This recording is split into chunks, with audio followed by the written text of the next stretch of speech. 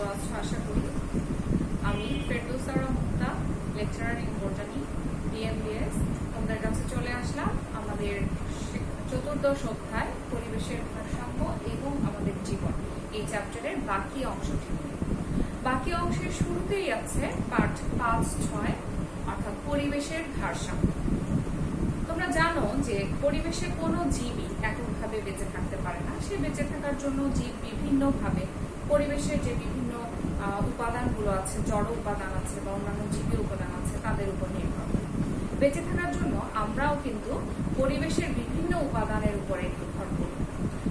দেখো, আমরা যে উপাদানগুলোর উপর নির্ভর করছি সেগুলো যদি কোনোভাবে নষ্ট হয় তাহলে আমাদের জীবনে কি ঘটতে পারে? আমরা এখন যেভাবে জীবনযাপন করছি সেভাবেই কি জীবনযাপন করতে পারবো নাকি না? এই বিষয়গুলো একটু তোমরা ভেবে দেখো। আচ্ছা, তোমরা নিশ্চয়ই ডাইনোসরের নাম শুনেছো। তোমরা জানো যে লক্ষ লক্ষ বছর আগে এরা পৃথিবীতে ছিল এবং আমরা সেগুলোর জীবাশ্ম, বড় বড় কঙ্কাল এগুলো দেখতে পাই, তাই না? আমরা হয়তো নিজেরা অনেক সরাসরি না দেখতে পেলেও এগুলো যেসব অঞ্চলে পাওয়া গেছে সেসব অঞ্চলের মিউজিয়ামে সেগুলো রাখা আছে। এখন কথা হচ্ছে যে কিভাবে এত বড় বড় প্রাণীরা হুট করে বিলুপ্ত হয়ে গেল। কোনো কোনো বিজ্ঞানীরা ধারণা করছেন যে ডাইনোসর যখন পৃথিবীতে ছিল তখন পৃথিবী অনেক গরম ছিল বা তাদের পরিবেশের তাদের বসবাসের উপযুক্ত ছিল, কিন্তু হঠাৎ করেই পৃথিবী অনেক ঠান্ডা হয়ে যায় আর সেই ঠান্ডা সইতে না পেরে ডাইনোসর মারা যায়, সবাই প্রায় মারা যায়। আবার কারো কারো মতে যখন পৃথিবীতে অন্য প্রাণীদের আবির্ভাব ঘটে ডাইনোসরের পাশাপাশি, তখন তারা কি করে? তখন তারা ডাইনোসরের ডিমকে খাদ্য হিসেবে গ্রহণ করে। আর ডাইনোসররা যখন তাদের ডিম সংরক্ষণে ব্যর্থ হয়েছিল তখন তাদের ধীরে ধীরে তাদের বিলুপ্তি। আবার অনেক বিজ্ঞানী বলেন যে পৃথিবীর পরিবেশে তখন এমন সব পরিবর্তন ঘটেছিল যার সাথে ডাইনোসররা নিজেদেরকে খাপ খাওয়াতে পারছিল না, তাই তারা বিলুপ্ত হয়ে গেছে বা মারা গেছে।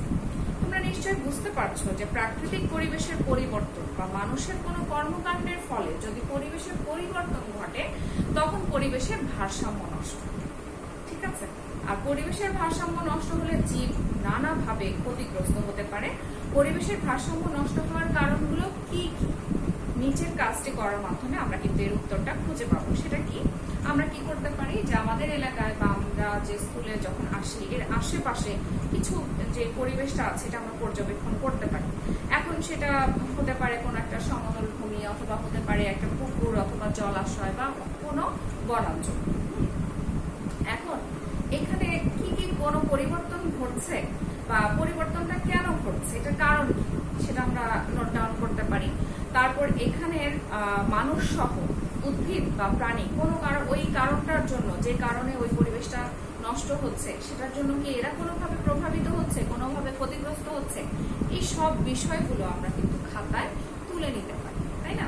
আমরা প্রথমে সিলেক্ট করে নিব যে আমি এই জায়গাটার উপরে জানার চেষ্টা করব যে এই জায়গাতে কোনো পরিবেশের কোনো উপাদান নষ্ট হয়েছে কিনা, বা এই নষ্ট হওয়ার কারণে ওই পরিবেশের বা ওই এলাকার উদ্ভিদ বা প্রাণীর উপরে কি প্রভাব পড়েছে, তারা কোনোভাবে ক্ষতিগ্রস্ত হয়েছে কিনা, এই বিষয়গুলো আমরা তুলে নিব খাতায়। এটা কিন্তু আমাদের এই পরিবেশের ভারসাম্যের ক্ষেত্রে একটা কাজ। আচ্ছা, বর্তমানে আমরা জানি যে আমাদের পৃথিবীতে জনসংখ্যা বৃদ্ধি পেয়েছে এবং বাড়তি মানুষ তাদের চাহিদা মেটানোর জন্য কৃষি জমি সম্প্রসারিত করছে, অথবা অনেক সময় তারা বনাঞ্চল কেটে কৃষি জমি বাড়াচ্ছে, অথবা নিজেদের বসতি স্থাপন করছে। আবার ধরো ফার্নিচার বা আসবাবপত্র বানানোর জন্য প্রচুর গাছ কেটে ফেলছে। এছাড়া স্কুল, কলেজ, হাসপাতাল, রাস্তাঘাট এগুলো তৈরি করছে নিজেদের প্রয়োজনে এবং উন্নত জীবনযাপনের জন্য। আচ্ছা, এখন এই ক্ষেত্রে দেখা যাচ্ছে যে প্রাকৃতিক পরিবেশ ধ্বংস হয়ে যাচ্ছে। এছাড়া মানুষ বিভিন্নভাবে মাটি, পানি এবং বাতাসকে দূষিত করছে। মাটিকে দূষিত করছে কিভাবে? প্রচুর পরিমাণে পয় নিষ্কাশনের যেই বা মল ত্যাগের ফলে যেই মলের যে দূষণটা, এটা কিন্তু খুব বেশি পরিমাণে, তাই না?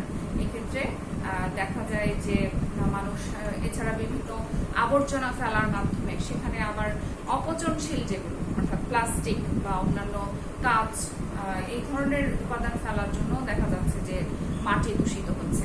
তারপর পানি দূষিত হচ্ছে, কলকারখানার বিভিন্ন বর্জ্য সরাসরি নদীতে ছেড়ে দেওয়া হচ্ছে। আবার মানুষ নিজের প্রয়োজনে বিভিন্ন নদী ভরাট করছে, খাল ভরাট করে নিচ্ছে নিজের মানে বসবাসের জায়গা বাড়িয়ে নেওয়ার জন্য। এছাড়া দেখা যায় যে বাতাসকেও দূষিত করছে। তোমরা জানো যে কলকারখানার ধোঁয়া, এছাড়া গাড়ি বা অন্যান্য যানবাহনের কালো ধোঁয়ার জন্য বাতাসও ক্ষতিগ্রস্ত হচ্ছে, বাতাস দূষিত হয়ে যাচ্ছে। এখন এর ফলে অনেক উদ্ভিদ ও প্রাণী কি হচ্ছে, তার আবাসস্থল হারাচ্ছে যখন বন জঙ্গল কাটা হচ্ছে। আবার পানি এবং বাতাস দূষণের ফলে পরিবেশের পুরা ভারসাম্য নষ্ট হয়ে যাচ্ছে। সুস্থভাবে বেঁচে থাকতে হলে আমাদেরকে কিন্তু এই উপাদানগুলো নষ্ট না করে সংরক্ষণ করতে হবে। ঠিক আছে, এবার আমরা চলে যাই পাঠ 7 থেকে 8-এ, পরিবেশের উপাদানের আন্তঃসম্পর্ক এবং পারস্পরিক নির্ভরশীলতা। ঠিক আছে, আচ্ছা, আমরা জানি যে পরিবেশের অজীব বা জড় উপাদানের সাথে জীবীয় উপাদানের একটা গভীর সম্পর্ক আছে। তোমরা এর আগের ক্লাসটিতে দেখেছো যে পরিবেশের জড় উপাদান যেমন মাটি, পানি, বায়ু, এগুলো আবার কিভাবে উদ্ভিদ বা প্রাণীর জীবনকে প্রভাবিত করছে আমরা দেখেছি। এখন দেখো, যদি এই আন্তঃসম্পর্ক কোনোভাবে নষ্ট হয় সেক্ষেত্রে কি ঘটতে পারে, তাই না? আমরা জানি যে উদ্ভিদ বা জড়ের সাথে জীবের যেমন সম্পর্ক আছে, তেমনি একটা জীবের সাথে আরেকটা জীবেরও আন্তঃসম্পর্ক রয়েছে। ঠিক আছে, সবসময় প্রত্যেকটা প্রাণী একা বেঁচে থাকতে কখনোই পারে না, সে কোনো না কোনো কিছুর উপরে অবশ্যই সে নির্ভরশীল হয়ে বেঁচে থাকে। আচ্ছা, পৃথিবীতে যত জীব আছে তার মধ্যে সবচেয়ে বড় হচ্ছে তিমি, তাই না? আর সবচেয়ে ছোট হচ্ছে কি, ব্যাকটেরিয়া। কিন্তু এরাও কিন্তু বড় এবং ছোট হওয়া সত্ত্বেও একজন আরেকজনের উপরে নির্ভরশীল। পরিবেশের যে উদ্ভিদ এবং প্রাণী আছে তাদের মধ্যে আন্তঃসম্পর্ক আছে, এবং এদের সাথে আবার বায়ু, মাটি, পানির এদেরও একটা সম্পর্ক আছে। এবং এদের মধ্যকার আন্তঃসম্পর্কের মাধ্যমেই প্রাণীরা বা উদ্ভিদেরা নিজেদেরকে টিকিয়ে রেখেছে।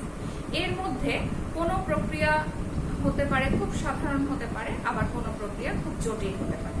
তোমাদেরকে যদি আমি একটু বোঝাই, যেমন ধরো কোনো জায়গার উদ্ভিদ হতে পারে ছোট ছোট ঘাস।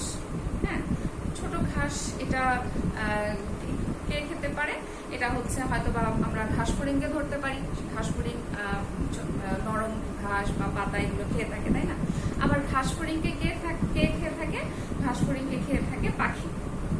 ঠিক আছে, এরকম ভাবে দেখো উদ্ভিদের সাথে ধীরে ধীরে একটা প্রাণীরও কিন্তু সম্পর্ক আছে। আবার উদ্ভিদ আবার কিসের উপর নির্ভরশীল?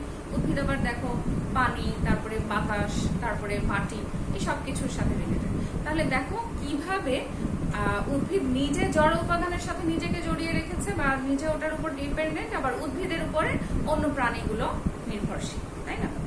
আচ্ছা, তাহলে জীব জড়ের উপর নির্ভরশীল এবং আর একটা জীব অন্য জীবের উপর নির্ভরশীল। এই যে আমি একটু আগে বললাম যে ঘাস ফড়িং এর উপর আবার পাখি নির্ভরশীল, কারণ পাখি ঘাস ফড়িং খেয়ে বেঁচে থাকে, এরকম। এখন পরিবেশ আমরা পর্যবেক্ষণের মাধ্যমে এই বিষয়গুলো আমরা কিন্তু কিছুটা বুঝতে পারি। এখন কিভাবে পরিবেশ পর্যবেক্ষণ করব? আমরা আমাদের পার্শ্ববর্তী যে কোনো একটা পরিবেশকে সিলেক্ট করে নিয়ে সেখানে দেখব যে উদ্ভিদ ও প্রাণীগুলো কিভাবে একে অপরের উপরে নির্ভরশীল হয়ে আছে, আবার উদ্ভিদ ও প্রাণী কিভাবে পরিবেশের অজীব উপাদানের উপর নির্ভরশীল হয়ে আছে। ঠিক আছে, এগুলো আমরা একটা খাতায় নোট করে নিতে পারি। আচ্ছা, এবং সেটাকে পোস্টার কাগজে প্রদর্শন করতে পারি। এটা তোমাদের উপরে আমি ছেড়ে দিলাম। তুমি নিজের মতো করে একটা জায়গা সিলেক্ট করে নিয়ে সেখানকার জড় উপাদানের উপরে জীবের নির্ভরশীলতা, আবার একটা জীবের সাথে আরেকটা জীবের নির্ভরশীলতা টুকে নিতে পারো, লিখে রাখতে পারো। আচ্ছা, এখন দেখো যে আমরা এরকম জানি যে আমরা উদ্ভিদ সালোক সংশ্লেষণ করে, তাই না? উদ্ভিদ সালোক সংশ্লেষণের মাধ্যমে আমরা দেখেছি কি তৈরি করে? অক্সিজেন। আবার প্রাণী শ্বসনের জন্য এই অক্সিজেনকে কাছে রাখে এবং সে শ্বসনের মাধ্যমে তৈরি করে কি? Carbon die oxide. তাহলে কার্বন ডাই অক্সাইড আবার শোষণ করে নিচ্ছে কে? উদ্ভিদ। কি কারণে? সালোক সংশ্লেষণ। তাহলে উদ্ভিদ এবং প্রাণী উভয় কিন্তু একে অপরের উপরে নির্ভরশীল হচ্ছে। উদ্ভিদ প্রাণী কিভাবে হচ্ছে? উদ্ভিদ কি প্রদান করছে? অক্সিজেন। প্রাণী সেটা গ্রহণ করছে, বিনিময় দিয়ে দিচ্ছে কি? Carbon die oxide. এটা আবার গ্রহণ করছে কে? তাহলে দেখো এই দুই দুইটা প্রক্রিয়ার মাধ্যমে, এক হচ্ছে সালোক সংশ্লেষণ আর একটা হচ্ছে শ্বসন। এই দুইটার মাধ্যমে উদ্ভিদ এবং প্রাণী একে অপরের উপরে কিভাবে নির্ভরশীল হচ্ছে এবং তাদের ফলে তাদের মধ্যে একটা পারস্পরিক সম্পর্ক তৈরি হচ্ছে। এখন আমরা জানি যে জীবীয় পরিবেশের প্রধান উপাদান হচ্ছে উদ্ভিদ এবং প্রাণী, এবং বৈশিষ্ট্যের দিক থেকে কিন্তু এরা একজন আরেকজন থেকে ভিন্ন। ভিন্ন হলেও তারা দেখো জীবন ধারণের জন্য কিভাবে একে অপরের উপরে নির্ভরশীল হয়ে আছে। আবার তোমরা জানো যে কোনো কোনো উদ্ভিদের বংশ বিস্তার ঘটে কীটপতঙ্গের মাধ্যমে। কিভাবে? উদ্ভিদের যখন ফুল ফোটে, ফুলের সুগন্ধের কারণেই হোক অথবা সেখানে মধু থাকার কারণেই হোক অথবা তার রঙের কারণেই হোক, সেখানে কীটপতঙ্গ আকর্ষিত হয়, তাই না? এবং তারা সেখানে যখন ফুলের উপর বসে তখন তাদের গায়ে ফুলের পরাগরেণুটা লেগে যায়, এবং এই কীটপতঙ্গ যখন অন্য ফুলে যায় তখন একটা উদ্ভিদের সাথে আরেকটা উদ্ভিদের পরাগরেণুর কি হচ্ছে, আদান প্রদান হচ্ছে। তার মানে হচ্ছে সেখানে উদ্ভিদের পরাগায়ন ঘটছে। উদ্ভিদের পরাগায়ন ঘটলে সেটা খুব দ্রুত কি হচ্ছে, তাদের নতুন উদ্ভিদ সৃষ্টির জন্য যে বীজ দরকার এই বীজটা তৈরি হচ্ছে। তার মানে দেখো কীটপতঙ্গ উদ্ভিদের বংশ বিস্তারে সাহায্য করছে। আরেকটা হচ্ছে বীজ যখন তৈরি হয় তখন সেটা প্রাকৃতিকভাবে হোক, আবার কখনো কখনো কোনো পশু বা পাখির সাহায্যে সেটা দূর দূরান্তে সেই বীজটা ছড়িয়ে পড়ে বা ফলটা ছড়িয়ে পড়ে। ঠিক আছে, হয়তো আমরা সরাসরি ফলকে আহরণ করি, আবার অনেক সময় যেসব পাখি ওই ফলগুলোকে খাদ্য হিসেবে গ্রহণ করে তাদের মাধ্যমে বীজটা দূর দূরান্তে ছড়িয়ে পড়ে।